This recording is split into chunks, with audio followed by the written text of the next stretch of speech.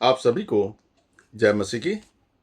आज हम पवित्र बाइबल में से निर्गमन की किताब उसका 14वां अध्याय उसकी पहली आयत से लेकर 31 आयत तक पढ़ेंगे। लाल समुद्र पार करना। यहोवा ने मूसा से कहा, इजरायलियों को आज्ञा दे कि वे लौटकर मिगदोल और समुद्र के बीच पीहा हिरोत के सम्मुख बाल सोपोन के सामने अपने डेरे खड़े करें। उसी के सामने समुद्र के तट पर डेरे खड़े करें। तब फिरौन इजरायलियों के विषय में सोचेगा, वे देश की उलझनों में फंसे हैं और जंगल में घिर गए हैं। तब मैं फिरौन के मन को कठोर कर दूंगा और वह उनका पीछा करेगा। तब फिरौन और उसकी सारी सेना के द्वारा मेरी महिमा होगी और मिस्री जान लेंगे कि मैं यहोवा हूँ। और उन्होंने वैसा ही किया।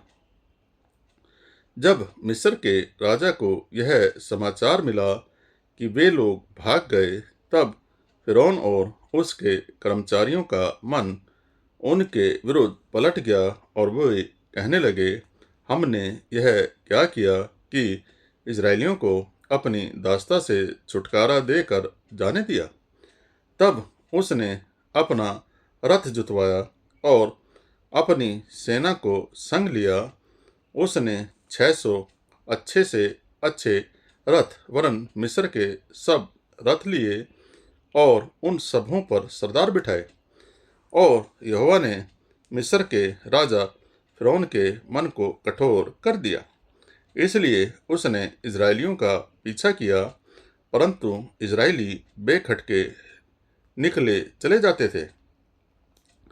पर फिरौन के सब घोड़ों और रथों और सवारों समेत मिस्री सेना उनका पीछा करके उनके पास, जो पीहा हिरोत के पास बालसपोन के सामने समुद्र के तट पर डेरे डाले पड़े थे, जा पहुंची। जब फिरौन निकट आया, तब इजरायलियों ने आंखें उठाकर क्या देखा कि मिस्री हमारा पीछा किए चले आ रहे हैं। और इजरायली अत्यंत डर गए और चिल्लाकर यहोवा की दुहाई दी। और वे मूसा से कहने लगे, क्या मिस्र में कब्रें न थी जो तू हमको वहां से मरने के लिए जंगल में ले आया है? तूने हमसे यह क्या किया कि हमको मिस्र से निकाल लाया? क्या हम तुझसे मिस्र में यही बात न कहते रहे कि हमें रहने दे कि हम मिस्रियों की सेवा करें? हमारे लिए जंगल में मरने की अपेक्षा मिस्रियों की सेवा करना अच्छा था। मूसा ने लोगों से कहा, डरो मत, खड़े खड़े वह उद्धार का काम देखो जो यहोवा आज तुम्हारे लिए करेगा, क्योंकि जिन मिस्रियों को तुम आज देखते हो उनको फिर कभी न देखोगे। यहोवा आप ही तुम्हारे लिए लड़ेगा, इसलिए तुम चुपचाप रहो। तब यहोवा ने मूसा से कहा, तू क्यों मेरी दुहाई दे रहा है?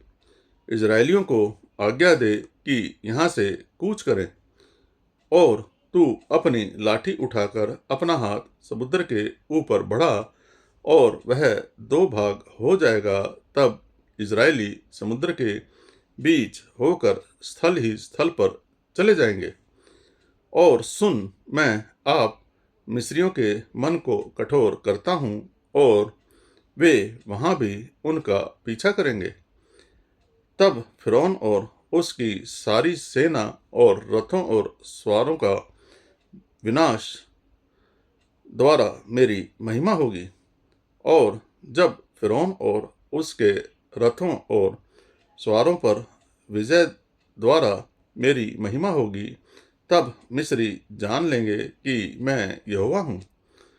तब परमेश्वर का दूत जो इजरायली सेना के आगे आगे चला करता था, जाकर उनके पीछे हो गया और बादल का खंभा उनके आगे से हटकर उनके पीछे जा ठहरा। इस प्रकार वह मिस्रियों की सेना और इजरायलियों की सेना के बीच में आ गया, और बादल और अंधकार तो था, तो भी रात को उन्हें प्रकाश मिलता रहा, और वे रात भर एक दूसरे के पास न आए।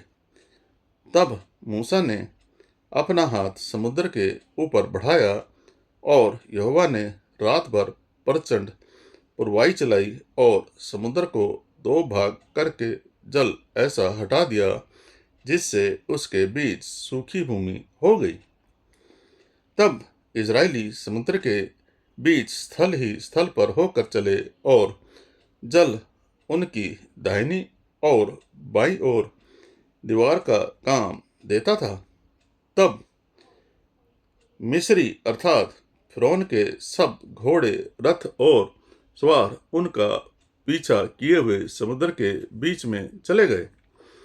और रात के अंतिम पहर में यहोवा ने बादल और आग के खंभे में से मिस्रियों की सेना पर दृष्टि करके उन्हें घबरा दिया, और उसने उनके रथों और पहियों को निकाल डाला, जिससे उनका चलना कठिन हो गया।